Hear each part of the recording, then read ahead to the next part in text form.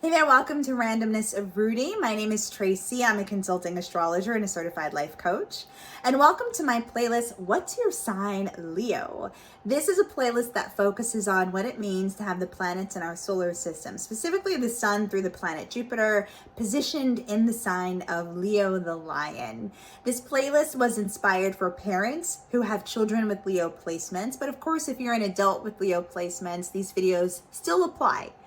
And if you haven't seen the other videos, Sun in Leo, Mercury in Leo, make sure you go back to check those out. In this particular video, we're going to focus on what it means to have the planet Venus positioned in the sign of Leo. When children are born, same is true for adults, of course, all of the planets in our solar system are positioned in different zodiac signs. And each planet means something specific to your child's personality.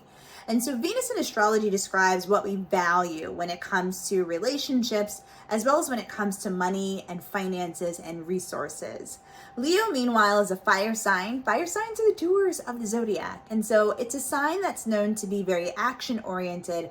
Specifically, I always describe Leos as the entertainers of the zodiac, the big kids of the zodiac, and the creatives of the zodiac. And so when you put Venus in the sign of Leo, ultimately this describes a native that is very romantic by nature, loves love, and has a rather regal approach to pursuit of heartfelt matters as well as money and finances. From a financial standpoint, Venus in Leo appreciates quality things, and quality things tend to cost more. And so this placement is notorious for having expensive tastes, but only the best will do for Venus and Leo.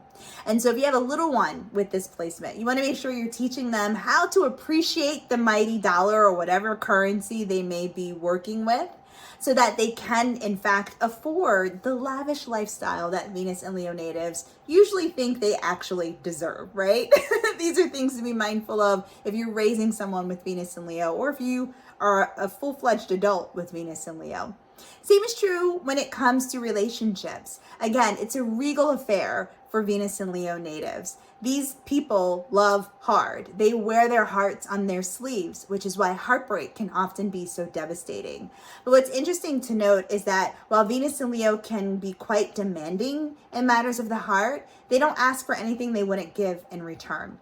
And so you've got yourself a rather loyal, steadfast lover that is free with their affection, with their attention, and they want the same in return, okay?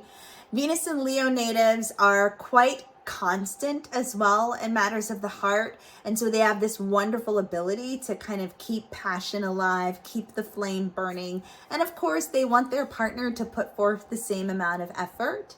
This is a placement that can also be quite sensitive in matters of the heart as well. Remember, Leos are the big kids of the zodiac. When a kid's not getting the attention they need, not getting the love that they need, they might pout.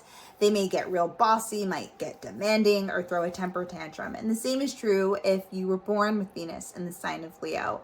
What a lot of partners may underestimate about this placement is that these are folks that need a lot of validation and reassurance in matters of the heart. So if you're raising a child with Venus in the sign of Leo, you want to make sure you're teaching them how to validate and reassure themselves so that they're not looking for that attention from others.